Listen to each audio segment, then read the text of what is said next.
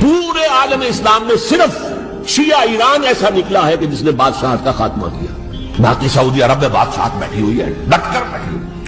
یہ دولت کی فراوانی کی وجہ سے، اپنی عیاشیوں کی وجہ سے یہ قوم کھوکھلی ہو چکی، ان کے اندر وہ طاقت نہیں ہے۔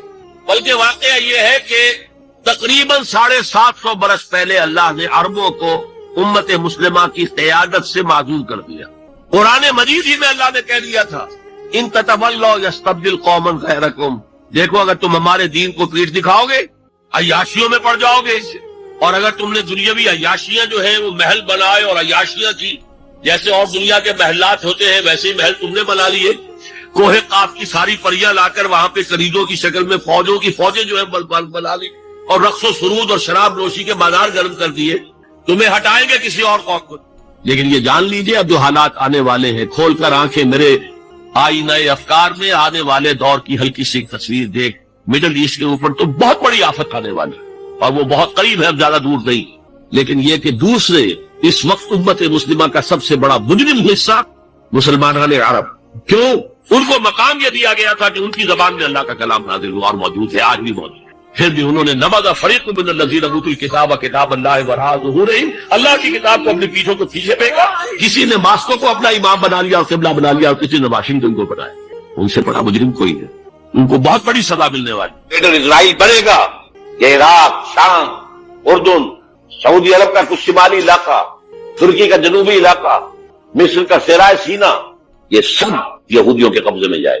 تو پہلی بات جو کہہ رہے ہو تو یقینی ہے، اس میں تو احادیث صحیحہ موجود، اگرچہ اس کے بعد پانسا پلٹے گا، پھر حضرت مہدی کا ظہور ہوگا، حضرت عیسیٰ کا نزول ہوگا، اور وہ گریٹر اسرائیل گریٹر گریو یارڈ بنے گا یہودیوں کا۔ ایک ایک یہودی قتل ہوگا اور دفن ہوگا، ایک یہودی قتل ہوگا اور دفن ہوگا۔ تو خمینی صاحب نے کیا ہے، آیت اللہ خمینی صاحب نے، کہ انہوں نے یہ ایران کے شیعوں کو باور کرایا کہ بھائی جب آئیں گے حضرت مہدی آ جائیں گے، لیکن ہم اب ہاتھ پر ہاتھ رکھ کر بیٹھے رہے، باطل کو چیلنج بھی نہ کریں، ہمیں کچھ تو کرنا چاہیے، وہ ہاتھ پاؤں ہلانے چاہیے، اور کچھ نہیں تو مہدی کا راستہ جو ہے صاف کرنا چاہیے، تمہید کرنی چاہیے، ان کے لاش ہموار کیا جائے۔ تو یہ ان کی بڑی عظمت ہے۔ آیت اللہ خمینی صاحب کی کہ اہل تشیع ایران سے جو ہے انہوں نے یہ بات منوا لی کہ ہم بالکل انرٹ نہیں بیٹھے رہیں گے، بلکہ اب انہوں نے نائب عوام کو ایسا کھڑا کیا ہے کہ 20,000 سے لے کر 30,000 کے درمیان انسانوں نے جانے دے، عورتوں کے جلوس نکلے، شیرخوار بچہ گودے ہے عورت اور گولی کھا رہی ہے، مر رہی ہے، گر رہی ہے۔ افسوس کی زندگی کتنی عظیم ہوتی ہے، اور شیرخوار بچے کے لیے ماں کی جو زندگی ہے، اس ماں کو اپنی زندگی کتنی عزیز پر ہوگی کہ اپنے لیے نہیں تو اس بچے کے لیے مجھے جینا ہے، لیکن نہیں، گولیاں کھائیں گے مجھے۔ یہ جذبہ انہیں میں ہے۔ واقعہ یہ ہے کہ اہل سنت کے اندر یہ جذبات نہ ہونے کے برابر، انہیں واصل ثابت ہے۔ پورے عالم اسلام میں صرف شیعہ ایران ایسا نکلا ہے کہ جس نے بادشاہت کا خاتمہ کیا، باقی سعودی عرب میں بادشاہت بیٹھی ہوئی ہے، لگ کر بیٹھی ہوئی ہے، اربوں ڈالر کا ایک ایک محل بنتا ہے ان بادشاہوں، اور سن ایسی ایسی بھاری جنگیں حضور فرماتے ہیں اتنے لوگ ہلاک ہوں گے کہ پرندہ اڑتا چلا جائے گا، اترنے کی جگہ نہیں ملے گی، لاشیں ہی لاشیں ہوں، یہ شکل ہونے والی ہے۔ اور میں تو چونکہ ایک مضمون اور کتاب کے بھی شکل میں بھی شائع ہو چکا ہے، جس میں کہ حضور کی حدیث کے حوالے سے میری امت پر بھی وہ سب کچھ وارد ہوگا جو سابقہ امت پر ہوا، اسی کے حوالے سے عرض کر چکا ہوں۔ اگر اس صدی میں ہولوکاسٹ میں 60 لاکھ یہودی مارا گیا ہے، اسی کا دوبارہ ضربہ جو ہے امت مسلمہ پر بھی آنے والا ہے، لیکن اس کے بعد پھر ان کے لیے فوجیں جائیں گی مشرق سے، وہاں جو امام ہوں گے وہ بھی ان کو لیڈ کر رہے ہوں گے حضرت مہدی۔ یہ تصور ذہن میں رکھیے، ہمارے مابین اور عیسائیوں کے مابین حضرت مسیح کی ذات مشترک، اگرچہ ان کا یہ عقیدہ ہے کہ وہ پوری دیے گئے، فوت ہو گئے، معاذ اللہ ثم معاذ اللہ، پھر زندہ ہو کر آسمان پر گئے، پھر آئیں گے۔ ہم کہتے ہیں نہیں، اسلام کا زوال شروع ہو گیا خلافت راشدہ کے خاتمے کے ساتھ۔ حضور کی حدیث بدأ الاسلام غریبا وسیعود کما بدأ فطوبى للغرباء، اسلام کمزور تھا، اجنبی تھا، غریب تھا، کوئی اس کا جاننے والا نہیں، پہچاننے والا نہیں، پرسان حال نہیں تھا، لیکن اب اللہ نے اسلام کو غلبہ دیا ہے، اب سبھی ٹھاڑے کے سب دوست ہیں، طاقتور کے تو سبھی جو ہے ساتھی ہیں، لہذا اب سب ساتھ دے رہے ہیں، لیکن تم دیکھنا اسلام بہت جلد پھر غریب ہو جائے گا۔ بدأ الاسلام غریبا وسیعود کما بدأ، فعل مضارع پر جب سین آتا ہے وہ ہے مستقبل قریب، از قریب اسلام پھر غریب ہو جائے۔ اس کے بعد سے اب تک کی تاریخ اگر میں بیان کروں تو پھر صبح ہو جائے گی۔ حضور نے فرمایا اوتی تو جوامع الکلم، مجھے اللہ تعالیٰ نے نہایت جامع کلمات عطا کیے ہیں۔ ایک حدیث کے حوالے سے اب تک کی تاریخ 14 برس سے چند سال کم کی تاریخ ایک حدیث میں، مسند احمد ابن حنبل کی روایت، نعمان ابن بشیر رضی اللہ تعالیٰ عنہ راوی۔ غالباً یہ کتاب کا یہاں تقسیم ہوا ہوگا، اس میں یہ حدیث کے ٹیکسٹ موجود ہیں۔ میں اگر لفظاً معاملہ لے کر چلوں گا تو معاملہ مشکل ہو جائے گا۔ ترجمہ بھی، متن بھی، یہ 4 ورقہ ہے، جنہیں نہیں ملا وہ جاتے ہوئے لیتے جائیں ضرور۔ حدیث کا لب لباب کیا ہے؟ حضور نے اپنے دور سے لے کر قیامت تک 5 ادوار گنوائے ہیں تاریخ کے۔ پہلا دور دور نبوت، دور سعادت۔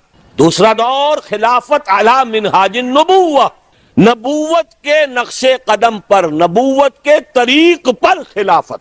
کیا مطلب؟ خلافت راشدہ میں وہ نظام جو کا تو قائم رہا جو محمد عربی صلی اللہ علیہ وسلم نے قائم فرمایا تھا۔ تیسرے دور کو کہا آپ نے ظالم ملوکیت، بادشاہت۔ بادشاہت کا ایک اعتبار سے تو آغاز حضرت معاویہ سے بھی ہو گیا رضی اللہ تعالیٰ عنہ، کسری العرب کہا گیا انہیں، عرب کے کسریٰ۔ لیکن معاذ اللہ یہ ظالم کے لفظ کا اطلاق ان پر نہیں ہوگا۔ ان کے 20 سالہ دور خلافت میں نہ کوئی خانہ جنگی، نہ کسی کو قتل کیا گیا، نہ کسی کے پر زیادتی کی گئی، پرامن تھا۔ اگرچہ خلافت راشدہ میں اہل سنت بھی اسے شمار نہیں کرتے، اپنی ذات میں تو راشد تھے کہ نہیں، خلیفہ تھے کہ اپنے وہ صحابی تھے کہ نہیں، اور صحابہ اولئک ہم الراشدون۔ لیکن خلافت راشدہ، خیر اہل تشیع کی جو رائے ہے وہ تو خیر علیحدہ ہے، اہل سنت جو ہے وہ بھی خلافت راشدہ میں شمار نہیں کرتے۔ ابو بکر، عمر، عثمان، علی اور آگے 6 مہینے حضرت حسن کے بھی بعض حضرات شامل کرتے ہیں تو ایک حدیث کے مطابق 30 سال کی مدت مکمل ہو جاتی ہے۔ ملوکیت اصولی اعتبار سے حضرت معاویہ کے دور میں شروع ہوئی، لیکن ظالم ملوکیت یزید کے دور سے شروع۔ اب جو دور شروع ہوا اس میں کربلا بھی ہے۔ حضرت حسین ابن علی رضی اللہ تعالی عنہما، ان کے ساتھی، ان کے خاندان والے کس طرح شہید کیے گئے، اور صرف وہی نہیں ہوئے، عبداللہ ابن زبیر رضی اللہ تعالی عنہما وہ بھی شہید کیے گئے۔ حرم مکہ رنگین ہوا خون سے، ان کی لاش ٹنگی رہی بہت دنوں تک۔ مدینہ بھی نہیں بچا، واقع حرہ میں مدینہ کی حرمت جو ہے اس کو بٹا لگایا گیا۔ یہ دور ملوکیت کے سیاہ کارنامے، حجاج کے ہاتھوں سینکڑوں تابعین شہید ہوئے۔ مسلمانوں کا دور تو ابھی عروج کی طرف جا رہا ہے، اسلام کا دور غربت شروع ہو چکا ہے۔ اسلام اور مسلمانوں کو علیحدہ علیحدہ شے سمجھیے، ساتھ نہیں۔ پہلے 30 برس بھی ساتھ تھے، بلکہ حضور کے 23 برس بھی شامل کر لیجئے۔ پہلی نصف صدی جو ہے وہ ساتھ ساتھ ہے، دین کا بھی عروج ہو رہا ہے، ساتھ ہی امت مسلمہ کا عروج بھی ہے۔ اس کے بعد امت مسلمہ تو چڑھتی جا رہی ہے اور دین گرنا شروع ہو گیا۔ ویسے یہ بات ذہن میں رکھیے کہ وہ کوئی 2-4 دنوں میں نہیں گرا۔ کھنڈر بتا رہے ہیں عمارت عظیم تھی، یہ 6 منزلہ عمارت، شاہ اسماعیل شہید نے اس اصطلاح کو استعمال کیا ہے۔ یہ 6 منزلہ عمارت کوئی 1000 بلکہ 1200 برس میں جا کر زمین بوس ہوئی ہے، لیکن ہے پھر وہ گریجول ڈکلائن۔ تو تیسرا دور حضور نے فرمایا ظالم ملوکیت، چوتھا دور فرمایا غلامی والی ملوکیت، ملکن جبرین۔ پہلے تو 1000 برس تک بادشاہ مسلمان تو تھے، چاہے ان میں بدماش بھی تھے، عیاش بھی تھے، ظالم بھی تھے، اچھے بھی تھے، نیک بھی تھے، آخر انہی میں صلاح الدین ایوبی بھی تھے، انہی میں نور الدین زنگی بھی تھے، انہی میں اورنگزیب بھی تھے، انہی میں التتمش بھی تھے، اچھے بھی تھے، اس میں کوئی شک نہیں، لیکن تھے بادشاہ، خلیفہ تو نہیں تھے۔ لیکن یہ کہ اکثر و بیشتر کا معاملہ تو وہی ہے، عیاشیاں ہیں، محل بن رہے ہیں، تاج محل بن رہے ہیں، الحمراء بن رہا ہے، جہاں جائے کوئی اقبال اور جا کر رو کر آ جائے، رو لے اب دل کھول کر دیدہ خونابہ بار، وہ نظر آتا ہے تہذیب حجازی کا مزار۔ یہ وہ دور تھا کہ جو تھا تو دور ملوکیت، لیکن بہرحال ملوک مسلمان تھے۔ چوتھا دور آیا جبکہ غلامی کے ساتھ ملوکیت۔ کیا مطلب؟ ملکہ برطانیہ کے رعایا بن گئے تھے کہ نہیں ہم؟ ملکہ معظمہ وکٹوریا، غلام احمد قادیانی نے جو ان کی مدح لکھی ہے، جو خطابات دیے ہیں، ان کی جو اس زمانے کی تصانیف ہے انہیں پڑھیے تو صحیح۔ کہیں ہم برطانیہ کے غلام، کہیں ہم فرانسیسیوں کے غلام، کہیں ہم ولندیزیوں کے غلام، کہیں ہم اطالویوں کے غلام۔ اس صدی کے آخر میں وہ نقشہ آ گیا، شروع میں 20ویں صدی کے شروع میں، جس کا نقشہ حضور نے ایک حدیث میں کھینچا تھا۔ صحابہ سے آپ نے فرمایا ایک وقت آئے گا یوشک ان تداعی علیکم الامم، کہ دنیا کی قومیں تم پر ایک دوسرے کو دعوت دیں گی کہ یہ ترنے والا موجود ہے، آؤ اور نوچ کو چھوڑ کر کھاؤ، ادھر سے ہم کھائیں گے ادھر سے تم کھاؤ، یہ تم لے جاؤ یہ ہمارے پاس رہے گا، مصر انگریزوں کے پاس رہے گا، عراق انگریزوں کے پاس رہے گا، شام فرانسیسی لے جائیں اور لیبیا اطالوی لے جائیں اور موراکو اور تونس یہ سب جو ہے یہ فرانسیسی لے جائیں، ہسپانیہ سہارا لے جائے، یہ سب لے جاؤ، آؤ تکا بوٹی کر کے کھا جاؤ۔ سلطنت عثمانیہ ختم، 1924 میں خلافت بھی ختم، نام کی خلافت، حقیقی خلافت نہیں تھی، پھر بھی جیسا کہ میں نے آپ کو بتایا بڑی طاقت تھی اس میں۔ خلیفہ اگر جہاد کا اعلان کر دیتا اس گئے گزرے دور میں بھی، تو جیسے کہ اس انگریز کمانڈنٹ نے کہا تھا کہ لاکھوں مسلمان نکل آئیں گے سروں سے کفن باندھ کر، اس میں کوئی شک نہیں۔ یہ تھا چوتھا دور، اور تھا نہیں ابھی ہے۔ یہاں سے اب ذرا بات شروع ہو رہی ہے، اچھی طرح سمجھ لیجئے۔ کہنے میں تو یہ آتا ہے اور تاریخ بھی یہ بتاتی ہے، حقائق بھی کچھ اس طرح کے ہیں کہ اس صدی کے آغاز میں تو اسلام اور مسلمان دونوں انتہائی زوال کو چلے گئے، اس کے بعد سے عروج شروع ہوا ہے کچھ۔ تقریباً 25 برس میں تمام عالم اسلام آزاد ہو گیا۔ سن 47 میں پاکستان بن گیا، مشرقی اور مغربی پاکستان، 2 خطوں پر مشتمل۔ انڈونیشیا آزاد ہو رہا ہے، ملیشیا بن گیا ہے، ایک ایک کر کے عرب ممالک آزاد ہو رہے ہیں۔ تمام مسلمان ممالک تقریباً اکثریت والے آزاد ہو گئے، لیکن یہاں سے نوٹ کیجئے، دم لیا تھا نہ قیامت نے ہنوز، پھر تیرا وقت سفر یاد آیا۔ یہ جو کولونیلزم تھا جس کی بساط لپیٹی گئی ہے اس صدی کے وسط میں، یہ کرسچین کولونیلزم تھا۔ انگریز کون تھے؟ عیسائی۔ فرانسیسی کون تھے؟ ولندیزی کون تھے؟ ہسپانوی کون تھے؟ اطالوی کون تھے؟ یہ عیسائیوں کی کولونیل حکومتیں، نو آبادیاتی حکومتیں، وہ بساط ذرا طے ہوئی تھی کہ اسی وقت ورلڈ بینک قائم ہوا، کچھ عرصے بعد IMF قائم ہوا، اور اس سازش کا سارا سلسلہ شروع ہو گیا جو خلیج کی جنگ کے بعد عوام کے سامنے بھی علم نشرہ کر دی گئی۔ وہ سازش کیا ہے اسے سمجھ لیجئے۔ چوتھا دور ابھی جاری ہے، اس کو مختصر طور پر تو یوں کہوں گا کہ ایک سیلاب آ رہا ہے نیو ورلڈ آرڈر کے نام سے۔ نیو ورلڈ آرڈر، اور نیو ورلڈ آرڈر اصل میں کیا ہے؟ براہ راست حکومتیں نہیں ہوں گی دوسروں کی، انہی میں سے لوگوں کو بٹھاؤ، لیکن مالیاتی شکنجے میں جکڑ لو، کام یہ کریں، محنت یہ کریں، صبح سے شام تک مشقت یہ کریں، اپنے سودی نظام سے، اپنے ورلڈ بینک سے، اپنے IMF سے ان کی محنت اور ان کی کمائی کی ملائی کھینچتے چلے جاؤ، چھاچ ان کو بھی دیتے رہو۔ یہ پورا فلسفہ یہود کا ہے، زائنزم کے نام سے جو دنیا میں چل رہا ہے۔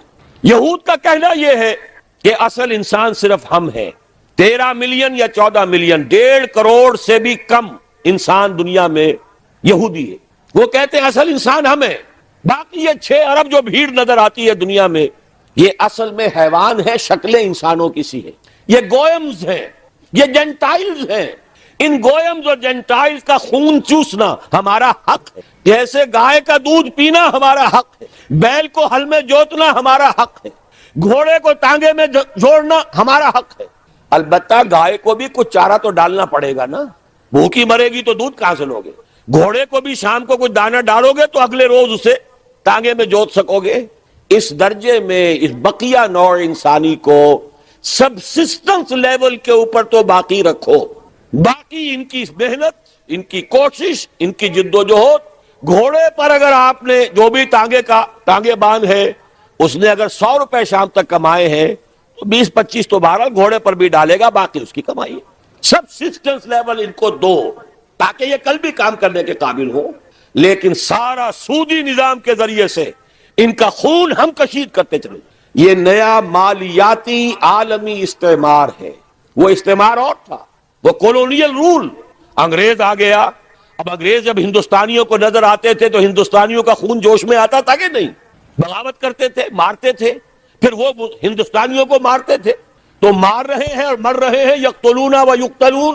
حاصل کیا ہے؟ ہمیں آم کھانے سے غرض ہے، پیڑ گننے سے کیا فائدہ؟ اگر ہم ان کی کمائی، ان کی محنت اسے کشید کرتے چلے جائیں، اس کو کھینچ کر لے جائیں، تو خامخواہ ان کے اوپر براہ راست حکومت کرنے سے حاصل کیا ہے؟ یہ ہے چوتھا دور جس کی نئی شکل صرف بدل گئی ہے. پورے عالم اسلام میں حکومت میں وہی لوگ بیٹھے ہیں، عدل بدل وہ کرواتے رہتے ہیں. ایک زیادہ بدنام ہو گیا یا ہو گئی، چلو اس کو ہٹاؤ، دوسرا لے آؤ. کچھ دنوں کے بعد اسے زیادہ بدنام ہو جائے گی یا ہو جائے گا، تیسرے کو لے آئیں گے. الیکشن کراتے رہو، یہ اسی میں مگن رہے. الیکشن ممبری کرسی صدارت بنائے، خوب آزادی نے پھندے، اٹھا کر پھینک دو باہر گلی میں، اس لیے کہ وہ سوورنٹی کے مدعی ہیں. یہی تسلسل چلا ہے ملوکیت میں. ڈیوائن رائٹس آف کنگز، یہ تو بڑی ریسنٹ بات ہے کہ چلی آ رہی تھی، اسی کے اثرات جو ہے موجود رہے ہیں. ڈیوائن رائٹس آف کنگز، بادشاہوں کے تو خدائی اختیارات ہیں، خدائی حقوق ہیں. یہ ہے بدترین شرک اور بدترین کفر. لیکن داؤد، یا داؤد انا جعلناک خلیفۃ فی الارض، یہاں اب داؤد اپنی ذاتی حیثیت میں خلیفہ ہے. اے داؤد، ہم نے تمہیں زمین میں خلیفہ بنایا، اس لیے کہ داؤد خود اللہ کے احکام کے مطیع فرمان اور اللہ ہی کے احکام کو نافذ کرنے والا. تو چاہے انہیں کہا جائے، ویسے قرآن مجید میں بھی لفظ ملوک آیا ہے. حضرت موسیٰ علیہ السلام نے جب اپنی قوم کو جنگ کے لیے آمادہ کیا تھا اور چاہا تھا کہ اب وہ آگے بڑھیں اور جانیں ہتھیلی پر رکھ کر میدان میں آئے، تو وہاں جو الفاظ آئے ہیں سورہ مائدہ کی آیت نمبر 20 میں، وَجَعَلَكُمْ مُلُوكًا، اللہ تعالیٰ تو تمہارے بارے میں طے کر چکا ہے، تمہیں بادشاہیاں دے گا، ذرا ہمت تو کرو، کم ہمتی مت دکھاؤ.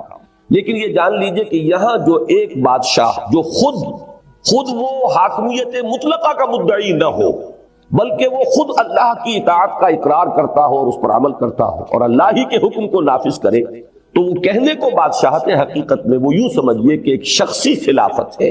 اور وہ کیوں ہے؟ اس لیے کہ ابھی نوع انسانی کا اجتماعی شعور اس سے آگے بڑھا ہی نہیں. اس سے آگے گاڑی چلی ہے تو تاریخ انسانی میں پہلی مرتبہ ایک ریپبلک قائم ہوئی، اسلامک ریپبلک، محمد الرسول اللہ صلی اللہ علیہ وسلم کے دست مبارک سے. اب یہاں وہ خلافت عامہ ہے، اس لیے کہ اب انسانی شعور یہاں تک پہنچ چکا ہے کہ یہ کوئی ایک فرد واحد جو ہے اس سے حق نہیں پہنچتا کہ وہ حاکم بن کر بیٹھ جائے، بادشاہ بن کر بیٹھ جائے. لہذا واقعہ یہ ہے کہ اگرچہ خواب تو دیکھ لیا تھا افلاطون نے بھی ریپبلک کا، لیکن وہ تو ایک خواب تھا، بڑا حسین خواب، اس کی کوئی تعبیر عمل کی دنیا میں، واقعات کی دنیا میں موجود نہیں تھی. یہ ایک ریپبلک پہلی قائم ہوئی ہے تاریخ انسانی میں محمد الرسول اللہ صلی اللہ علیہ وسلم کے دست مبارک سے. اب وہاں کیا ہے؟ اب ایک فرد خلیفہ نہیں ہے بلکہ خلافت عامہ ہے. اس کے لیے میں یہاں ذکر کروں گا، مولانا مودودی نے یہ اصطلاح وضع کی تھی اور بہت صحیح ہے، یہ پاپولر وائسڈرنسی ہے. چونکہ نوع انسانی کا شعور جو گیا ہے تو جمہوریت ہے در حقیقت پاپولر سوورنٹی. پہلے وہ سوورنٹی ایک فرد میں، ایک خاندان میں چل رہی تھی، لیکن اب وہ سوورنٹی جو ہے اس کو پاپولر بنا دیا گیا، عوامی بنا دیا گیا. یہ ہے وہ سوشل ایوولوشن کا پروسیس. اس کے ساتھ ہی خلافت کا معاملہ جو ہے، جیسے جیسے ایک انسان بچپن سے اوپر جوانی کے طرف چلتا ہے، جسم بڑھتا ہے تو کپڑے بھی بدلتے ہیں اس کے، وہ پرانے کپڑے اس کے جسم پر نہیں آئیں گے، اسے بڑے کپڑے بنانے پڑیں گے. تو نوع انسانی کا جو یہ ارتقا ہوا تو اس کے ساتھ ہی خلافت کا کانسیپٹ جو کا تو برقرار رہا. لیکن خلافت اب شخصی نہیں بلکہ پاپولر وائسڈرنسی ہے، جس کی سب سے بڑی مثال خلافت راشدہ، کہ وہاں کوئی کسی نسلی بنیاد پر، کسی کے بیٹے ہونے کی بنیاد پر کوئی خلیفہ نہیں تھا، بلکہ مسلمانوں کی مرضی سے خلافت کا معاملہ جو ہے وہ طے ہوا. اور جیسے ہی وہ بات بدلی اور ایک خاندانی معاملہ آیا، امت نے طے کر دیا کہ اب خلافت راشدہ کا دور ختم ہوا، اب یہ دوسرا دور ہے جو شروع ہو گیا ہے. یہ تو بہرحال سمجھنا غلط ہے کہ بالکل ہی خاتمہ ہو گیا اسلام کا، لیکن یہ کہ کم سے کم یہ ماننا پڑتا ہے کہ ایک سیڑھی سے نیچے اتر آیا ہے ہمارا معاملہ. اب وہ جو پاپولر وائسڈرنسی کا معاملہ تھا اور لوگوں کی مرضی سے صاحب امر کا انتخاب یا تعین ہونا تھا، وہ بات چلی گئی تو ہم ایک سیڑھی نیچے آ گئے، زوال سے دو چار ہوئے. لیکن یہاں چونکہ ہم اصول کی بات کر رہے ہیں تو یہ سمجھئے کہ خلافت راشدہ یہ ہے در حقیقت خلافت عامہ، اور یہ جو جمہوریت ہے اس کی بنیاد ہے پاپولر سوورنٹی. یہ بدترین کفر ہے اور بدترین شرک ہے. لیکن یہ کہ یہ اسلام کے اندر یہ پہلو اب اس ارتقاء کے عمل سے آ جائے گا کہ خلافت شخصی نہیں بلکہ خلافت عوام بن جائے. اس کو بلکہ علامہ اقبال کے ایک شعر کے حوالے سے میں واضح کروں. ابلیس کی مجلس شورا میں غالباً کسی مشیر نے یہ کہا ہے، ابلیس کے مشیر نے، ہم نے خود شاہی کو پہنایا ہے جمہوری لباس، جب ذرا آدم ہوا ہے خود شناس و خود نگر. اب یہ انسان چونکہ اس کے اندر احساس ہو رہا ہے اپنے حقوق کا، اپنے مقام کا، خود شناس ہے، اپنے آپ کو پہچان رہا ہے، خود نگر ہے، اپنے حقوق کی حفاظت کرنا اس کا احساس اس میں پیدا ہو گیا ہے. تو ہم نے یہ کیا ہے، میں اس کو یوں کہا کرتا ہوں کہ ٹنوں گندگی جو ایک انسان کے سر پر رکھی ہوئی تھی، ایک انسانی حاکمیت کا مدعی فرعون بنا بیٹھا ہے، ہم نے اس گندگی کو تقسیم کر دیا ہے. ہم نے خود شاہی کو پہنایا ہے جمہوری لباس.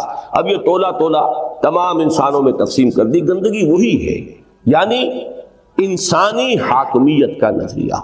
یہی شرک ہے، یہی کفر ہے. اصل کیا ہے؟ ڈیوائن سوورنٹی اور انسان کے لیے خلافت. اور خلافت اسلام میں خلافت راشدہ میں آنے کے بعد، خلافت اسلام ہی میں جبکہ ابھی نوع انسانی عہد طفولیت میں تھی، وہ بادشاہت کی شکل میں خلافت تھی، یعنی حضرت داؤد اور حضرت سلیمان علیہ السلام کی.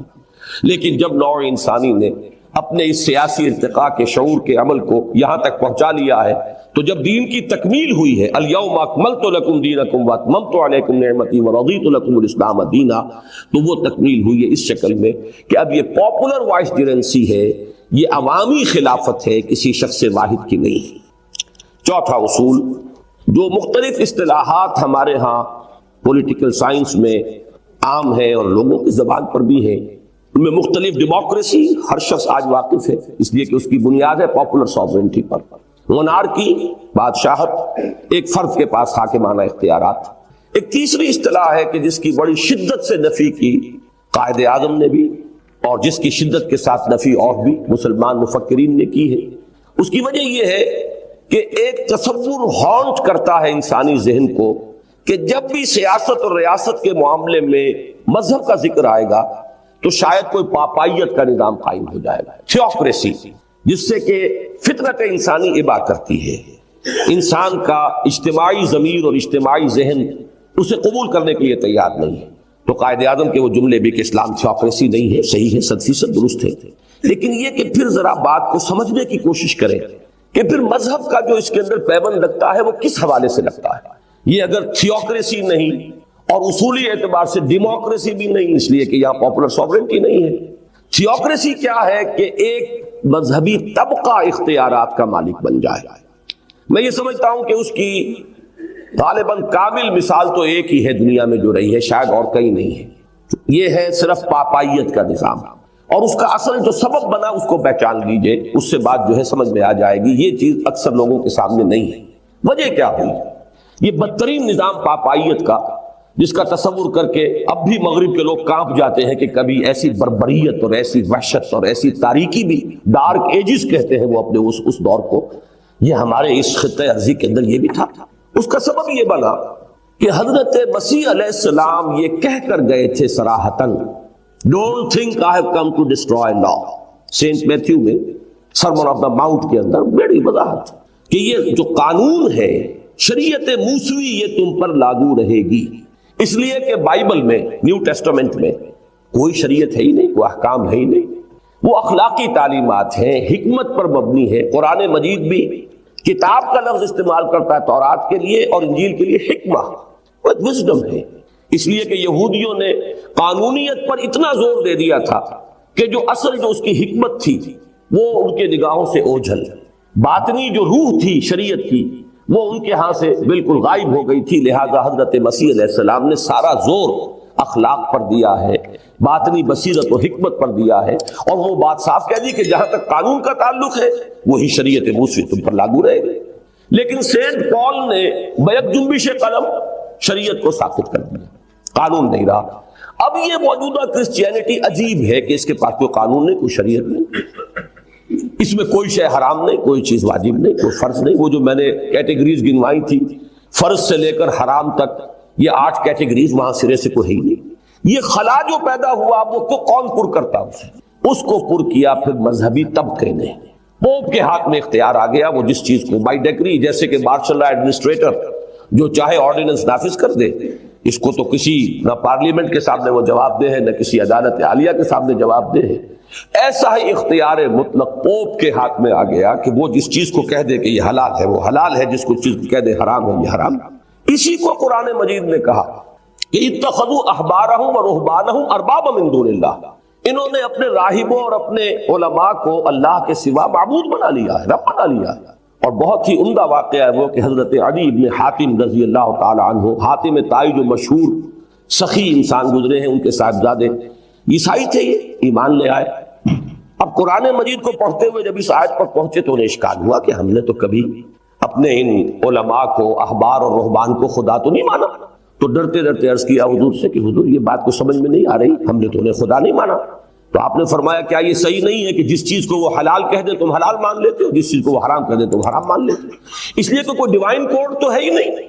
ایک تو یہ ہے کہ ڈیوائن کوڈ کی کوئی انٹرپریٹیشن ہو رہی ہے، اس کے حوالے سے کوئی بات کہی جا رہی ہے، اس میں اجتہاد دلیل سے کیا جا رہا ہے۔ یہاں تو سرے سے خلا ہے، کوئی ڈیوائن کوڈ نہیں ہے، کوئی شریعت نہیں ہے۔ تو معلوم یہ ہوا کہ اب کلیتاً تحلیل و تحریم کا اختیار ایک مذہبی طبقے کے ہاتھ میں آ گیا۔ یہ تھی وہ بدترین پاپائیت جس کی جس قدر بھی مذمت کی جائے صحیح ہے، اور اسلام کا اس سے کوئی سروکار نہیں۔ اب اگر اسلام تھیوکریسی نہیں، اگر اسلام ڈیموکریسی نہیں، اسلام کا سیاسی نظام اگر مونارکی نہیں، تو پھر کیا ہے؟ یہاں بھی پھر میں دوبارہ عرض کروں گا کہ مولانا مودودی نے ایک اصطلاح وضع کی تھی اور میں اسے صحیح سمجھتا ہوں، تھیو ڈیموکریسی۔ اس میں دو ایلیمنٹس جڑے ہیں، تھیو ڈیموکریسی، لیکن یہاں ہے اصل مسئلہ سمجھنے کا کہ یہ کیسے ایک دوسرے کے ساتھ مربوط ہوں گے۔ دو حاکمیتیں ٹکراتی ہیں۔ ڈیموکریسی کا تقاضا ہے absolute sovereignty of the people, لوگوں کو اختیار ہونا چاہیے، جو چاہے قانون بنائے، وہ دو مردوں کی شادی کے لیے جواز کا قانون بنا دے، اختیار ہے انہیں۔ شراب کو حرام کرنا چاہے حرام کر دے، جیسے کہ پروہیبیشن ایکٹ امریکہ میں ہوا تھا پاس، لیکن جو لوگ اس کو حرام کر سکتے تھے وہی حلال بھی کر سکتے ہیں، جب چاہے اس کو حلال قرار دیں۔ اختیار کلیتاً عوام کے نمائندوں کے ہاتھ میں، یہ ہے ڈیموکریسی۔ تھیوکریسی میں اختیار مطلق اور حاکمیت مطلق اللہ کی ہے۔ تو یہ کیسے ایک دوسرے کے ساتھ ایڈجسٹ ہوں گے، یہ ہے بات سمجھنے کی۔ اس کو سمجھ لیا جائے تو واقعہ یہ ہے کہ بہت سے جو دوسرے الجھاؤ ہیں وہ خود بخود سلجھ جاتے ہیں۔ اور اس کے لیے میں واقعتاً اپنا جو تاثر ہے اپنے دل کا میں الفاظ میں بیان نہیں کر سکتا کہ نبی اکرم صلی اللہ علیہ وسلم کی ایک حدیث نے کس قدر بات کو کھول دیا۔ حضور کی حدیث بڑی سادہ حدیث ہے، مثل المومن کمثل الفرس فی اخیتہ، مومن کی مثال اس گھوڑے کی ہے جو ایک کھوٹے سے بندھا ہوا ہے۔ ایک ہے مادر پدر آزاد انسان، جو چاہے کرے، اس کے اوپر کوئی پابندی نہیں، کوئی حدود نہیں، کوئی قیود نہیں۔ مومن وہ ہے جو بندھا ہوا ہے۔ کس چیز سے بندھا ہوا ہے؟ اللہ کے احکام سے بندھا ہوا ہے۔ اب اسی مثال کو ذرا آگے میں نے پھیلایا ہے۔ تصور کیجئے کہ ایک گھوڑا ہے اور آپ کے پاس ایک وسیع میدان بھی ہے۔ آپ یہ بھی چاہتے ہیں کہ گھوڑا جو ہے اس کے پاؤں کھلے، چلے چگے پھرے، لیکن یہ بھی چاہتے ہیں کہ بندھا رہے اور کہیں بھاگ نہ جائے۔ تو فرض کیجئے کہ 100 گز کی ایک لمبی رسی، 100 گز لمبی رسی سے آپ ایک کھوٹے سے باندھ دیتے ہیں۔ اس عمل کے ذریعے سے، اس کے نتیجے میں 100 گز ریڈیس کا ایک سرکل وجود میں آ جائے گا جس میں وہ گھوڑا آزاد ہے۔ وہ دائیں طرف جائے، بائیں طرف جائے، شمال میں جائے، جنوب میں جائے، بیٹھ جائے، لوٹ لگائے، کہیں وہ کھوٹے کے ساتھ اپنا ٹیک لگا لے، کہیں 100 گز تک چلا جائے، اس اختیار ہے۔ یہاں وہ فری ہے، اس میں سارا اختیار اس کے پاس ہے۔ لیکن 101واں گز نہ دائیں طرف آئے گا، نہ بائیں طرف، نہ شمال میں، نہ جنوب میں۔ 101واں گز اس کی زندگی میں نہیں آ سکتا۔ یہ ہے آزادی اور پابندی کا ایک امتزاج۔ ایک آزادی بھی ہے 100 گز نصف قطر کے دائرے کے اندر، لیکن پابندی ہے کہ 100 گز کے اس دائرے سے باہر جانے کا کوئی امکان نہیں۔ یہی معاملہ ہے مسلمانوں کا معاشرہ، اسلامی ریاست، اسلامک کمیونٹی، اسلامی جو بھی آپ اجتماعیت قائم کریں گے، وہ کھوٹے سے بندھی ہوئی ہے۔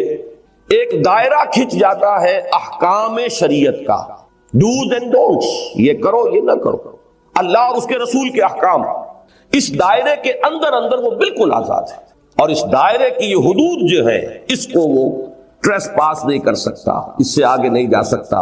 وَمَن يَتَعَدَّ حُدُودَ اللَّهِ فَأُولَٰئِكَ هُمُ الْفَاسِقُونَ، جو لوگ بھی اللہ کی حدود سے تجاوز کریں گے تو پھر وہ فاسق ہیں۔ بلکہ اس میں تو احتیاط کا، یہ ہمیں احتیاط کی تلقین کی گئی ہے کہ حدود اللہ کے آخری سرے تک نہ پہنچ جایا کرو، اس لیے کہ اندیشہ ہے کہ ذرا سا پاؤں جو آدمی کا پھسلے تو حدود سے باہر ہی نکل جائے۔ تو لا تقربوا الزنا، کہیں آتا ہے تلک حدود اللہ فلا تقربوها، یہ اللہ کی حدود ہے، اس کے قریب بھی مت جاؤ، ذرا فاصلے پر رہو، keep at a safe distance. بلکہ ایک حدیث میں حضور نے اس کو مثال دی ہے کہ ہر بادشاہ کی ایک مخصوص چراگاہ ہوتی ہے۔ یہ پرانے زمانے کا تصور کیجئے، جب بادشاہوں کے پاس لمبی بڑی فوجیں، گھوڑے ان کے اپنے، تو ان گھوڑوں کو چرانے کے لیے کچھ چراگاہیں وہ مخصوص کر لیتے تھے کہ یہاں رعیت کا کوئی جانور نہیں آئے گا، یہ سرکاری چراگاہ ہے۔ تو اب حضور نے فرمایا کہ اگر کوئی گڈریا اپنا ریوڑ اس سرکاری چراگاہ کے بالکل باڑ تک لے جائے گا تو اندیشہ رہے گا کہ کبھی کوئی بھیڑ کوئی بکری چھلانگ لگا کر داخل ہو جائے، لہذا ذرا فاصلے پر رہا کر۔ یہ ہے دین کے اندر احتیاط کا تقاضا کہ حدود اللہ سے ایک سیف ڈسٹنس مینٹین کیا جائے، آخری حد تک نہ جائے، لیکن آخری حد تک بھی کوئی جاتا ہے تو بہرحال وہ حد سے باہر نہیں ہے۔ اصل بات سمجھنے کی یہ ہے کہ یہ دو ساورنٹیز یہاں اس طور سے جڑ گئی ہیں، اس دائرے کے اندر اندر عوامی حاکمیت بروئے کار آ سکتی ہے، اور اس دائرہ، یہ دائرہ در حقیقت مظہر ہے خدائی حاکمیت کا۔ اس کی ساری سینکٹیٹی اللہ کے احکام اور اللہ کے نمائندے کی حیثیت سے اس کے رسول کے احکام صلی اللہ علیہ وسلم، وہ سارا تقدس ہے جو اس دائرے کو حاصل ہے، اس سے تجاوز نہیں ہوگا۔ اس کے اندر اندر میں یہ لفظ پہلی مرتبہ استعمال کر رہا ہوں کہ پاپولر ساورنٹی بھی اس کے اندر جو ہے بروئے کار آئے گی، اگرچہ وہ ایک محدود ساورنٹی ہے، وہ حاکمیت محدودہ ہے، اللہ کی حاکمیت مطلقہ ہے، ایبسولوٹ ساورنٹی اللہ کی، لیکن اس اللہ کی ساورنٹی کا چونکہ اللہ ہمارے سامنے اس طرح عیاناً تو موجود نہیں ہے کہ ہر روز اس کا حکم آئے، اب وہ اللہ کا حکم کتاب اللہ اور اللہ کے نمائندے نے اس کی جو بھی شرح کی ہے یا مزید احکام دیے ہیں وہ سنت رسول صلی اللہ علیہ وسلم، ان سے جو بھی دائرہ وجود میں آیا ہے یہ ریپرزینٹ کر رہا ہے یہ ڈیوائن ساورنٹی کو، حاکمیت خداوندی کو۔ لیکن یہ ہے کہ اس کے اندر اندر حاکمیت کے معنی یہی ہے نا کہ آپ کے ہاتھ میں اختیار ہو کہ آپ جو چاہے قانون بنائیں، جو چاہے فیصلے کر لیں۔ تو یہ ان حدود کے اندر مباحات کا دائرہ ہے، اس مباحات میں آپ باہمی مشورے سے، آپ اپنی کثرت رائے سے جو فیصلے چاہے کر لیں۔ اس لیے میں یہاں ایک علمی نقطے کے طور پر قرآن حکیم کی دو آیات میں جو بظاہر تضاد نظر آتا ہے لیکن حقیقت میں وہ انہی دونوں چیزوں کی جو باہمی ایڈجسٹمنٹ ہے اس کو واضح کر رہی ہے۔ سورہ آل عمران میں فرمایا، یہ مسئلہ تھا غزوہ احد کے بعد جب چہبے گوئیاں شروع ہوئیں اور تذکرے ہوئے، اور چونکہ بہت بڑا چرکا لگا تھا، 70 کے قریب صحابہ شہید ہوئے تھے، جو ایک دھاک بیٹھ گئی تھی مسلمانوں کی غزوہ بدر کے بعد، وہ دھاک ایک دم ختم ہو گئی۔ غزوہ بدر میں اگر 70 مشرکین مارے گئے تھے تو یہاں 70 صحابہ شہید ہو گئے، تو معلوم ہوا کہ عدلے کا بدلہ ہو گیا، برابر ہو گیا، وہ جو ایک دھاک تھی وہ ختم ہوئی۔ تو اس میں کچھ لوگوں نے عبداللہ ابن ابی کا معاملہ خاص طور پر، چونکہ اس کا مشورہ یہ تھا غزوہ احد سے قبل کہ ہم اس پوزیشن میں نہیں ہے کہ یہ جو 3000 کا لشکر آ گیا ہے اس سے ہم جا کر اوپن کھلے میدان میں کنفرنٹ کر سکیں، تو بہتر شکل یہ ہوگی کہ ہم ڈیفنس اپنے شہر کے اندر محصور ہو کر کریں۔ یہ تب مشورہ ہوا، نبی اکرم صلی اللہ علیہ وسلم کی ذاتی رائے بھی یہی تھی، لیکن یہ کہ اس ذاتی رائے کو جب حضور نے اپنے ساتھیوں کا رجحان غالب دیکھا کہ جوش ہے، ہمیں تو شہادت مطلوب ہے، شہادت ہے مطلوب و مقصود مومن، نہ مال غنیمت نہ کشوت کشائی، تو حضور نے فیصلہ کیا ٹھیک ہے کھلے میدان میں جا کر جنگ کریں۔ اب وہاں جو سچویشن پیش آ گئی اس کے حوالے سے اب منافقین نے ایکسپلائٹ کرنا شروع کیا کہ دیکھیں جی مشورہ مانتے نہیں، من مانی کرتے ہیں۔ اگر وہ مشورے سے بات ہوئی ہوتی، ہم نے مشورہ دیا تھا، اور آپ کو معلوم ہے 300 آدمی میدان جنگ سے واپس آ گئے تھے عبداللہ ابن ابی کے ساتھ، حضور جب نکلے ہیں غزوہ احد میں تو 1000 اہل ایمان ساتھ تھے، لیکن وہاں سے 300 یہ عبداللہ ابن ابی کے ساتھ واپس آئے تو 700 رہ گئے۔ تو اب انہوں نے کہنا شروع کیا، یہ ہے اس کا پس منظر، یقولون هل لنا من الامر من شیء، یہ کہہ رہے ہیں کہ کوئی ہمارے ہاتھ میں بھی اختیار ہے کہ نہیں، یہ جو چاہتے ہیں فیصلہ کر دیتے ہیں۔ آخر یہ کہ فیصلے کے اندر کوئی مشورہ ہو، کوئی گنتی ہو، ووٹنگ ہو، کچھ تو ہو۔ هل لنا من الامر من شیء، کوئی ہمارے ہاتھ میں بھی اختیار ہے یا نہیں؟ قل ان الامر کلہ للہ، اے نبی ان سے کہہ دیجئے کہ امر تو کل کا کل اللہ کے لیے ہے، اللہ کے اختیار میں ہے، اور اللہ کا نمائندہ رسول ہے صلی اللہ علیہ وسلم، تو گویا کہ ڈی جیورے وہ اللہ کا ہے اور ڈی فیکٹو محمد الرسول اللہ کا ہے صلی اللہ علیہ وسلم۔ لیکن یہ تو ہوئی ایک بات، اس میں گویا کہ کیٹیگوریکل ڈینائل ہو گیا کہ انسانوں کے لیے کوئی امر نہیں ہے، کوئی اختیار نہیں، کوئی فیصلہ کرنے کا کوئی اتھارٹی نہیں۔ لیکن سورہ شورى میں فرمایا وَأَمْرُهُمْ شُورَى بَيْنَهُمْ، ان کے معاملات آپس میں باہمی مشورے سے طے پاتے ہیں۔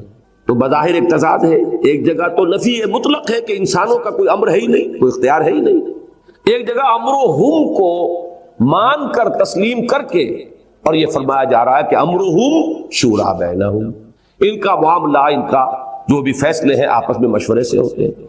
تو ان میں بھی تطبیق یہی ہے کہ وہ امر اللہ جو ہے کلہ للہ، وہ تو ہے وہ احکام اللہ کے اور اس کے رسول کے صلی اللہ علیہ وسلم، اس میں کسی کو کوئی اختیار حاصل نہیں۔ آپ 51% کی بات کرتے ہیں، 100% بھی اس کے اندر کوئی ترمیم نہیں کر سکتے، اس لیے کہ وہ امر کلیتاً اللہ کا ہے، ایکسکلوسیو ہے اللہ کا اختیار۔ البتہ جہاں حکم ہے ہی نہیں، مباحات کا دائرہ، یہ مباحات کہلاتی جو چیز جائز ہے، پھر جیسا کہ میں اصول عرض کر چکا ہوں کہ جس چیز کی حرمت ثابت نہ ہو وہ حلال ہے، وہ مباح ہے، وہ جائز ہے۔ یہ مباحات کا دائرہ جو ہے یہ امرہم ہے۔ اب یہ اللہ نے کسی نسیان کی وجہ سے خالی جگہ نہیں چھوڑی ہے، ایک حدیث میں بھی اس کی وضاحت آئی ہے کہ حضور نے مذمت کی کہ تم خامخواہ زیادہ سوال نہ کیا کرو۔ اگر اللہ نے کسی معاملے میں اجمال اور ابہام کو پسند کیا ہے تو کسی بھول کی وجہ سے نہیں ہے، وہ اس میں تمہارے لیے گنجائش باقی رکھنا چاہتا۔ یہ واقعہ بھی سن لیجئے کہ جب حج کی فرضیت ہوئی تو جب حضور نے بیان کیا کہ اب مسلمان پر جو صاحب استطاعت ہے حج بیت اللہ فرض، تو ایک صاحب کھڑے ہو گئے کہ کیا حضور کیا ہر سال فرض ہے؟ کہ ہم میں بھی ہوتے ہیں ایسے چلبلے قسم کے لوگ، وہ استاد کو پڑھانا چاہتے ہیں تو وہ کھڑے ہو کر جی حضور ہر سال فرض ہے۔ حضور نے خاموشی اختیار کی، دوسری طرف التفات فرما لیا۔ اب اس نے دوبارہ پوچھا، پھر آپ نے ڈانٹ پلائی کہ یہ ان معاملات کے اندر اگر کوئی سکوت ہے تو بربنائے حکمت ہے، اللہ تعالیٰ کہیں بھول نہیں گیا ہے۔ یہ چیز اگر میں کہہ دوں کہ ہاں ہر سال تو فرض ہو جائے گی قیامت تک کے لیے ہر مسلمان پر ہر سال، لہذا سوالات نہ کیا کرو۔ تم سے پہلے بھی قومیں اسی لیے ہلاک ہوئی کہ وہ سوال کر کر کے اپنے لیے تنگی خود پیدا کر لیتے تھے اور پھر پابندی نہیں کر پاتے تھے۔ تو جہاں کوئی چیز چھوڑی گئی ہے، یہ کہ وما کان ربک نسیا، آپ کا رب کوئی بھولنے والا نہیں ہے معاذ اللہ، جہاں اس نے چھوڑی ہے بات تو وہ امرہم بن گیا، اب یہ لوگوں کے ہاتھ میں ہے۔ تو اگر سوال کرتے رہو گے، مزید وضاحتیں ہوں گی، صراحتیں ہوں گی، تو اب وہ تمہارا امرہم کا دائرہ سکڑے گا اور تمہارے اوپر وہ شدت جو ہے بڑھتی چلی جائے گی۔ تو یہ ہے امر اللہ اور امرہم، اسی کو سمجھیے divine sovereignty and popular sovereignty, they are joined together. اور کس طور سے، اس کے لیے بہترین تمثیل ہے یہ حدیث، مثل المؤمن کمثل الفرس فی اخیتہ، جیسے کہ ایک رسی کے ساتھ بندھا ہوا گھوڑا ہے، جتنی رسی طویل ہے اتنے حصے میں وہ آزاد ہے اور وہاں سے آگے جانے کا بہرحال اس کے لیے کوئی امکان نہیں ہے۔ اب آ رہا ہے اصل مسئلہ عمل، یہ چیز عمل میں کیسے آئے؟ یہ اس دور کا میں سمجھتا ہوں کہ کافی بڑا مشکل مسئلہ ہے۔ یہ فرض کیجئے ہم طے کر لیتے ہیں، جیسے کہ ہمارے ملک میں سب سے پہلے تو قرارداد مقاصد پاس ہوئی، اس میں ڈیوائن ساورنٹی کو ہم نے تسلیم کر لیا۔ پاکستان میں جو بھی کچھ شہریوں کے پاس ہے وہ ڈیلیگیٹڈ اتھارٹی ہے، ان کی ذاتی نہیں ہے، اور حاکمیت مطلقہ اللہ کی ہے۔ ایک بات طے ہوئی۔ ایک دوسری دفعہ ہمارے ہاں موجود رہی ہے ہر دستوری خاکے میں، پہلے وہ صرف ڈائریکٹو پرنسپلز میں تھی، ضیاء الحق مرحوم نے اسے کچھ تھوڑا سا آپریٹو بنایا، کچھ جکڑ بندیوں کے ساتھ، پابندیوں کے ساتھ، لیمیٹیشنز کے ساتھ، لیکن پہلے بہرحال انہوں نے کسی درجے میں اسے آپریٹو بنایا۔ No legislation will be done repugnant to the Quran and the Sunnah, یہاں کوئی قانون سازی قرآن اور سنت کے منافی نہیں کی جا سکتی۔ یہ بالکل صحیح تعبیر ہے۔ ابھی جو آپ نے آیات سنی سورہ حجرات کی پہلی آیت کی صحیح ترین تعبیر یہی ہے، اور میں نے بارہا یہ کہا ہے کہ مجھے نہیں معلوم کس نے یہ قائم کیے تھے یہ الفاظ اس دفعہ کے، لیکن میں یہ سمجھتا ہوں کہ بہت ہی وہ شریعت اسلامی کی روح کا جاننے والا شخص تھا جس نے یہ الفاظ معین کیے، اس لیے کہ اس میں یہ نہیں کہا گیا، غور کیجئے، کہ کوئی قانون نہیں بنایا جا سکے گا جس کے لیے کتاب و سنت میں سند نہ ہو۔ اگر یہ بات کہی جاتی تو لیجسلیشن کا دائرہ بہت محدود تھا، جب تک آپ کسی نص سے استنباط کر کے آگے نہیں بڑھتے آپ قانون بنا ہی نہیں سکتے۔ بلکہ یہ کہا گیا ہے کہ کوئی قانون سازی کتاب و سنت کی نصوص کی خلاف ورزی کے لیے میں نہیں بنائی جا سکتی. گویا کہ ایک دائرہ بہت وسیع کھل گیا مباحات کے اندر قانون سازی کا. عام طور پر اس وقت عوامی سطح پر جو ایک تصور ہے کہ بس جیسے قانون تو آخری شکل میں بنا بنایا اسلامی موجود ہے، بس صرف تنفیذ کا معاملہ ہے، یہ بہت ہی ناسمجھی والی بات ہے. یہ جو مباحات کا دائرہ ہے اس میں بہت بڑا فیلڈ ہے لیجسلیشن کا، کہ جو کسی ملک کے اسلامی ریاست کے جو مسلمان عوام ہیں ان کے نمائندوں کے لیے کھلا رکھا گیا ہے. اس لیے کہ امر و ہم ہے، جہاں اللہ اور اس کے رسول کا کوئی حکم نہیں، جہاں آپ اللہ اور اس کے رسول کے کسی واضح حکم کی نفی نہیں کر رہے وہاں اس قانون سازی کا اختیار آپ کو حاصل ہے. اب اسی کو یوں سمجھیے کہ سورہ نساء کی اس آیت کے اندر ایک زیادہ عملی شکل میں لایا گیا. یا ایھا الذین آمنوا اطیعوا اللہ واطیعوا الرسول واولی الامر منکم فإن تنازعتم فی شیء فردوہ الی اللہ والرسول ان کنتم تؤمنون باللہ والیوم الآخر. اہل ایمان اطاعت کرو اللہ کی اور اطاعت کرو اس کے رسول کی، اور اپنے میں سے صاحب اختیار صاحب امر کی. اور اگر تمہارا کسی معاملے میں جھگڑا ہو جائے تو لوٹا دو اسے اللہ اور اس کے رسول کی طرف. ایک بات تو یہی نوٹ کر لیجئے کہ اولو الامر منکم، یہ الفاظ اس بات پر تو دلالت کر رہے ہیں کہ وہ مسلمان ہی ہو سکتے ہیں، غیر مسلم اس دائرے سے خارج ہو گیا. اولو الامر منکم ہونا لازم ہے، وہ تمہارے دائرے سے باہر نہیں ہوگا. لیکن یہ کہ پورے قرآن میں کہیں آپ کو کوئی صراحت نہیں ملے گی کہ اولو الامر کیسے وجود میں آئیں گے، کیسے طے کیا جائے گا کہ اولو الامر کون ہے. اس لیے کہ اس کا تعلق ہے پھر وہی process of evolution, social evolution سے. جس زمانے میں کہ ابھی وہ خالص ٹرائبل سوسائٹی تھی، اس میں کوئی بیلٹ پیپر اور فلاں اور یہ نہ اس کا کوئی امکان تھا نہ فائدہ تھا، ایکسرسائز ان فیوٹیلٹی ہوتی.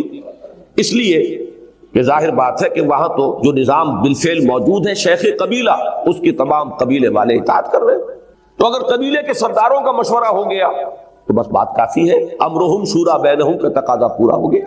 لیکن معاشرہ آگے چل رہا ہے، آگے بڑھ رہا ہے، ٹرائبل سسٹم ختم ہوا. اب ظاہر بات ہے کہ کوئی اور اس کی جگہ پر آپ کو طریقہ اختیار کرنا پڑے گا. اولو الامر منکم کے لیے امرہم شورا بینہم اور اولو الامر منکم، ان دونوں چیزوں کے تقاضوں کو پورا کرنے کے لیے جو بھی نظام آپ بنائیں، ایڈلٹ فرنچائز کا بنائیں، آپ اس کے اندر کوئی اور وہ میں بعد میں عرض کروں گا کچھ شرائط حدود و قیود عائد کریں، لیکن وہ بھی لوگوں کی مرضی سے ہوگا. یہ نہیں کہ کوئی شخص اپنے اتھارٹیٹیو انداز کے اندر جو چاہے اس کے اندر رکھ دے، اس سے تو پھر نفی ہو جائے گی ڈیموکریسی کی. اس لیے کہ ہم کہہ رہے ہیں کہ یہ تھیو ڈیموکریسی ہے. تھیو کا ایلیمنٹ اس میں صرف وہ دائرہ ہے کتاب و سنت کی نصوص اور اس کے احکام جو سری، باقی یہ اس کے دائرے کے اندر اس میں بہترین ڈیموکریٹک نارمز اور اس کے معیارات کو انکارپوریٹ کرنے کے لیے پوری گنجائش موجود ہے. آپ کے ہاتھ میں اختیار ہے، آپ چاہیں پریزیڈنشل سسٹم نافذ کریں، آپ چاہیں پارلیمنٹری سسٹم بنا لیں، آپ چاہیں تو فیڈرل گورنمنٹ بنائیں، آپ چاہیں تو کانفیڈرل نظام بنائیں. یہ تو حالات کا معاملہ ہوتا ہے. کوئی کانفیڈریشن جب پاکستان کے کانٹیکسٹ میں ہم کہتے ہیں تو گالی معلوم ہوتی ہے. لیکن ذرا سوچئے کہ اگر ایسٹ اور ویسٹ کا کانفیڈریشن اب ہو جائے، بنگلہ دیش بھی دوبارہ ایسٹ پاکستان بن کر اور ویسٹ پاکستان کے ساتھ کانفیڈریشن بنا لے تو یہ کتنی خوش آئند بات ہوگی. لہذا کوئی چیز بھی اس میں سے نہ حرام ہے، نہ لازم ہے، نہ فرض ہے. یہ مباحات کا دائرہ ہے. یونٹری فارم آف گورنمنٹ اختیار کریں، فیڈرل فارم آف گورنمنٹ بنائیں، کانفیڈرل بنائیں، سب تو یوں یہ مباحات کا دائرہ ہے. اسی کو تو میں کہہ رہا تھا کہ وہ لوہے کی جوتی پہنائی نہیں گئی ہے. اگر ایک نظام اس وقت بنا دیا جاتا تو پھر تو یہ ارتقاء جو ہے آگے پاؤں کے بڑھنے کا امکان نہیں تھا، اور اس سوشل ایوولوشن کے ثمرات کو آپ اس کے اندر سمو نہیں سکتے تھے. لہذا اب اس میں ایک بات تو یہ میں نے توجہ دلائی آپ کی کہ امر وَأُولِي الْأَمْرِ مِنْكُمْ پورے قرآن میں کہیں صراحت نہیں ہے، سوائے ایک ڈائریکٹ پرنسپل مل جائے گا امرہم شورا بینہم. تو معلوم ہوا کہ اولو الامر بھی باہمی مشورے سے بننے چاہیے. مشورے کا نظام کوئی نہیں دیا گیا.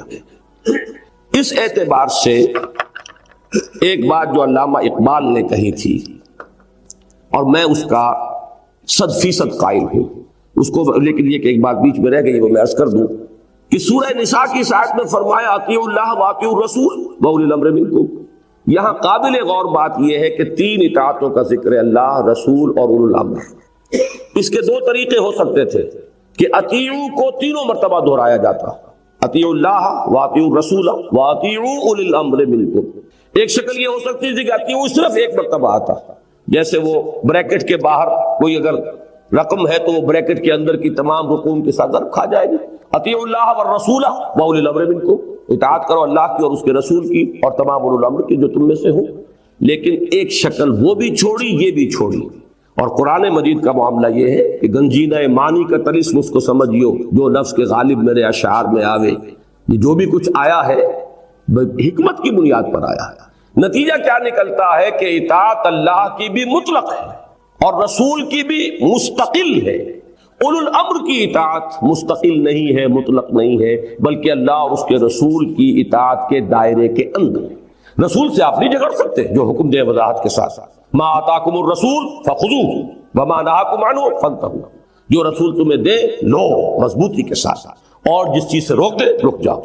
اللہ کی اطاعت مستقل ہے، اللہ کے رسول کی اطاعت مستقل ہے، لیکن اولو الامر کی اطاعت مستقل نہیں ہے بلکہ اللہ اور اس کے رسول کی اطاعت کے تابع ہوگی. اسی کو حضور نے فرمایا لا طاعت لمخلوق فی معصیت الخالق، مخلوق میں سے کسی کی اطاعت نہیں کی جا سکتی کسی ایسے معاملے میں جس سے کہ خالق کی معصیت لازم آ رہی ہے. والدین کی اطاعت کرو لیکن اگر وہ معصیت کا حکم دے، اللہ اور اس کے رسول کے حکم کے خلاف حکم دے تو مت اطاعت کرو. میں آئلی نظام میں اور معاشرتی نظام میں عرض کر چکا ہوں کہ بہترین جو ایک خاتون کی تعریف قرآن نے کی ہے فالصالحات قانتات، اپنے شوہروں کی فرما برداری کرنے والی ہیں. لیکن اگر شوہر معصیت کا حکم دیتا ہے لا سمع ولا طاعہ، کوئی اطاعت نہیں. اطاعت ہوگی اللہ اور اس کے رسول کے احکام کے دائرے. یہی بات وہ ہے کہ جو حضرت ابو بکر نے فرمائی تھی رضی اللہ تعالی عنہ، جب تک میں سیدھا رہوں بیعت خلافت کے بعد پہلا خطبہ تم پر میری اطاعت فرض ہے، میں ٹیڑھا ہو جاؤں تو مجھے سیدھا کرنا فرض ہے. یہ اب سوال پیدا ہوتا ہے جو عملی مسئلہ ہے کہ فرض کیجئے اولو الامر جو آج کے زمانے میں فرض کیجئے پارلیمنٹ ہے، وہ کوئی قانون بنانا چاہتی ہے جس کے بارے میں میرا خیال ہے کہ یہ کتاب و سنت کی کو کنٹروین کر رہا ہے، یا کسی زمانے میں کوئی خلیفہ وہ کوئی حکم دیتا تھا اور کسی شخص کا یہ خیال ہو کہ یہ اللہ اور اس کے رسول کے حکم کی نفی کر رہا ہے، تو ہاؤ ٹو سیٹل، کیسے طے کیا جائے. یہ ہے اصل مسئلہ اس دور کا. اصولی ہدایت تو یہ کہ ردوہ الی اللہ والرسول، اللہ اور اس کے رسول کی طرف لوٹا دو. لیکن کون لوٹائے، کون فیصلہ کرے؟ اب میں آپ کو یاد دلاتا ہوں کہ جس زمانے میں پاکستان کی وہ پہلی دستور اسمبلی جو ہے اپنا کام کر رہی تھی، کچھ تھوڑی سی دستور سازی کی طرف کچھ پروگریس ہو رہی تھی، تو اب سوال پیدا ہوا کہ یہ جو دستوریہ ہے یا مقننہ ہے، لیجسلیچر ہے، اس کے اوپر کیسے چیک اینڈ بیلنس ہو کہ وہ کتاب و سنت کی وہ کہیں کنٹروین نہ کر جائے. چنانچہ پہلا تجربہ یاد ہوگا کہ علماء بورڈ بنایا گیا. اب سوال یہ پیدا ہوا کہ اگر علماء کا ایک بورڈ بنا دیا جائے اور پھر ان کا فیصلہ آخری ہو تو پھر یہ تھیوکریسی بن گئی. پھر یہ جو عوام کے نمائندے یہاں بیٹھے ہیں جو ووٹ لے کر آئے ہیں، پھر ان کا اختیار کہاں رہا؟ ان کے پاس تو کوئی اختیار نہیں ہے. فرض کیجئے کہ ان کی اکثریت ایک قانون پاس کرنا چاہ رہی ہے، لیکن یہ کہ علماء بورڈ، تو معلوم تو یہ ہوا کہ پھر تو یہ ایک تھیوکریسی کی شکل بن گئی. ایک مذہبی طبقہ ہے کہ جس کی حکومت ہے اور قانون سازی کا اختیار مطلق اس کے ہاتھ میں چلا گیا. میں کسی مذمت کے لیے اس وقت نہیں کہہ رہا، لیکن یہ کہ بات کی وضاحت کے لیے کہہ رہا ہوں کہ اس کی مثال بالفعل اس وقت ایران میں موجود ہے. پارلیمنٹ بھی ہے، انتخابات بھی ہیں، لیکن اوپر ٹاپ پر آیت اللہ خمینی صاحب تشریف فرما ہے، یا یہ کہ ان کے بعد جانشینی کے لیے کوئی ایک بورڈ ہے علماء کا جو تجویز کیا جا رہا ہے. فائنل اتھارٹی تو ان کے ہاتھ میں ہے. تو معلوم یہ ہوا کہ اگر یہ شکل اختیار کی جائے، ان کے تصورات ہیں امامت کے، اور نائب امام کی اب شکل اختیار، حیثیت اختیار کی ہے خمینی صاحب نے، لہذا یہ تو ان کی جو تھیولوجی ہے اور ان کا جو نقطہ نظر ہے اس کے اعتبار سے تو کمپیٹیبل ہو جاتا ہے کسی نہ کسی شکل میں. لیکن اہل سنت کا تصور تو تصور خلافت ہے، اور خلافت بھی پاپولر خلافت، پاپولر وائسریگنسی، اس کے ساتھ یہ تصور کسی بھی درجے میں کوئی مناسبت نہیں رکھتا. کوئی علماء بورڈ کہ وہ فائنل اتھارٹی اس کے ہاتھ میں آ جائے اور وہ فیصلہ کرے کہ یہ چیز مطابق اسلام ہے یا نہیں. اچھا، اس سے آگے بڑھ کر وہ آئیڈیالوجی کونسل بنائی گئی. سوال وہاں بھی پھر یہی آ گیا کہ آیا آئیڈیالوجی کونسل جو ہے آپ کی، اس کی سفارشات بائنڈنگ ہوگی پارلیمنٹ پر؟ اگر اس کی سفارشات بائنڈنگ ہو گئی تو پھر وہی تھیوکریسی وجود میں آ گئی. پھر کاہے کے لیے ایکسرسائز فیوٹیلٹی، یہ الیکشن اور یہ سارا معاملہ کاہے کے لیے؟ یہی وجہ ہے کہ کروڑوں روپیہ اس پر خرچ ہوا ہے. It has all gone in waste. ساری چیزیں پائل اپ ہوتی چلی گئی ہیں وہ وزارت عدل میں اور وزارت قانون میں وہ جا کر فائلیں اور سفارشات ان کی رکھی جاتی رہی.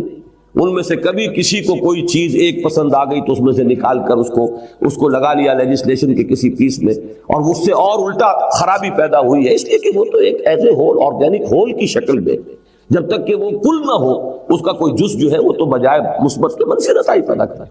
باقی یہ کہ اکثر و بیشتر تو ان کی رپورٹیں دکھائی تک نہیں جاتی تھی. میں نے جو تھوڑا سا عرصہ ضیاء الحق مرحوم صاحب کی شورا میں گزارا ہے، اس وقت میں نے کہہ کر دباؤ دے کر تو جو بینکنگ سے متعلق رپورٹ تھی وہ تو تھی یوں سمجھیے کہ بالکل اس طرح سیکرٹ کہ اسے دکھانا بھی کسی کو ان کی اجازت نہیں تھی کہ وہ دکھا سکے.